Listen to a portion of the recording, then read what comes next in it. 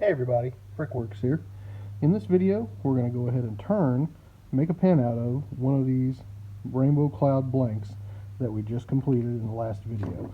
You'll see me get the pen kit all put together, and get this cut up and ready to go to turn on the lathe. What you're going to see me do here is the full version of creating a pen from one of my poured blanks. The first thing you see is where I measure for the length of the tubes on the blank. After that, I'm going to take that over to my bandsaw and cut it so that it has just a little bit on each end extra for the tube. These cuts and measurements don't have to be exact and precise. There's quite a little bit of slop in the pen kits, and it can be handled later on in the process if there is any kind of an issue. The next step in the process is to drill the holes for the pen tubes. These are 7mm pen tubes, and I'm using a 7mm brad point drill bit. When you do this, you want to make sure the cut is as straight as possible and as clean as possible. So you're going to want to go in and back out a few times to make sure that all your cuttings are cleared. In my case, my pen blank vise is not tall enough to get all the way through with the drill bit, so I move the blank up so that I can drill all the way through each blank. So once you've drilled your holes for your pen tubes, it's time to glue them in. You first need to sand on the tubes to get a good surface for the glue to adhere to, and make sure that your holes in the blanks have been cleared of any cuttings or dust.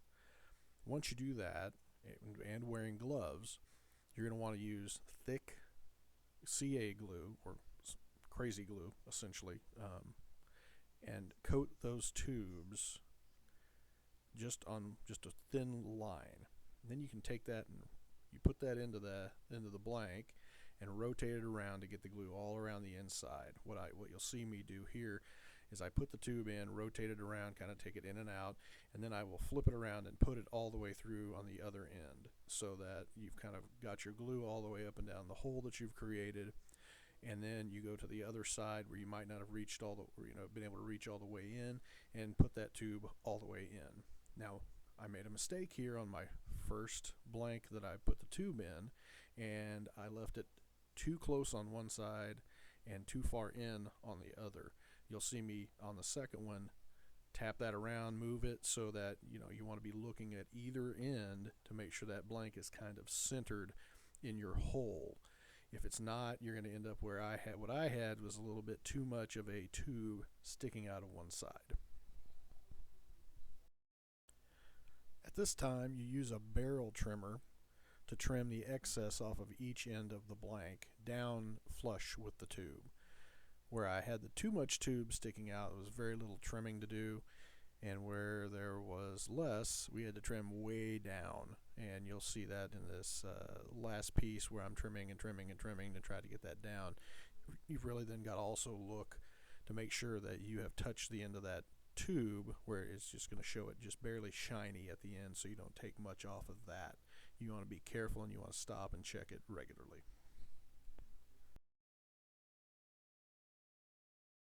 Now that my blanks are all trimmed up, I'm going to thread these onto the mandrel and get my tool rest lined up so that I can begin cutting.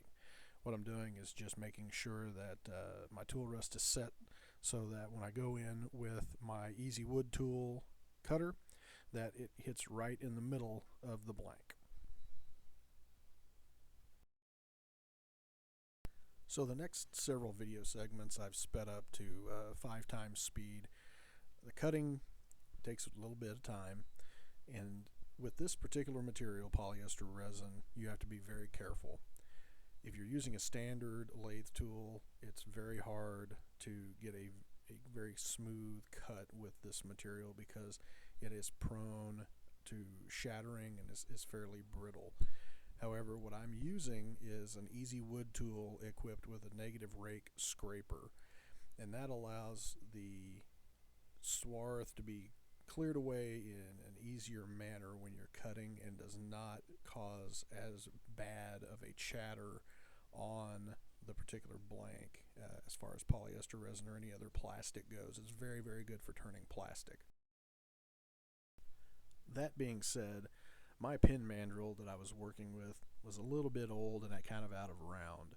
So the blank you see to the far right was kind of warbling a little bit, and it did cause some chatter. However, I wasn't taking out gigantic chunks like I would be, or shattering large pieces out if I had been, gouging into it, or if it had been more out of round.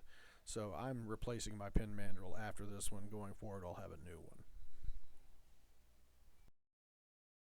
Now, I lost a small segment of video here, taking it down to this smaller shape. And what you're going to see me here doing is checking the ends and the surface of the blank regularly when I get toward the end being completed. So I want those ends as close to those bushings as possible, just barely proud of the bushings, so that when I do sand, they're going to come right down to exactly where those bushings are, and those are sized to meet up with all of the kit hardware, so everything will press in and be nice and flush. So when I sand, I normally start with 220 and then go up to 400. However, because of the chatter I had in this and my out of round mandrel, I started at 180, then went to 220 and 400 for dry sanding. When I go into wet sanding, I start with 600 and then move into the micro mesh pads all the way up through 12,000. Micro mesh is an integral part of my process and should be of most people's process for any type of plastic sanding and polishing to get a very nice smooth mirror finish on the plastic. It works great here.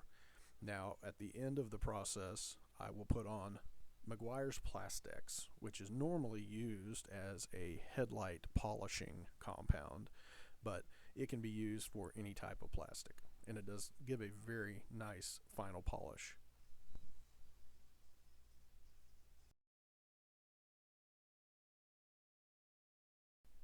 So at this point, what you're going to see me do is on a flat surface, which I've got a board here, put a piece of sandpaper down. This is 400 grit. And I'm going to sand the ends of my polished blanks now. This is going to take down that tube that's a little bit too far out, and it will just smooth out that very end of each blank. You'll also then see me take what is actually a carving knife and do a little bit of deburring on the ends of the tubes so that all the hardware can slide into those tubes nicely.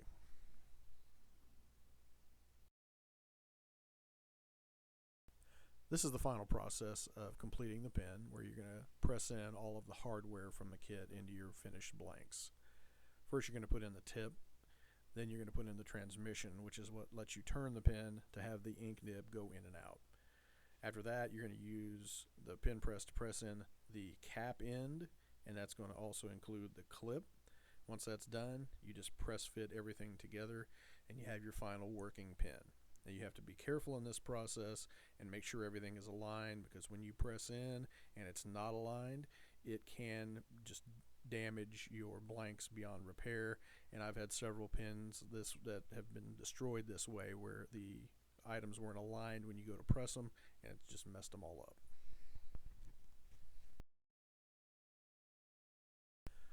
Overall, I'm very happy with the result. This pen with this new blank that I've created is beautiful. The build went smooth. I couldn't be happier with the colors and how this thing plays in the light. Take a look at this. Let me know your comments. Tell me what you'd like to see going forward on my channel. And as always, thank you very much for watching my video. Please like, share, and subscribe.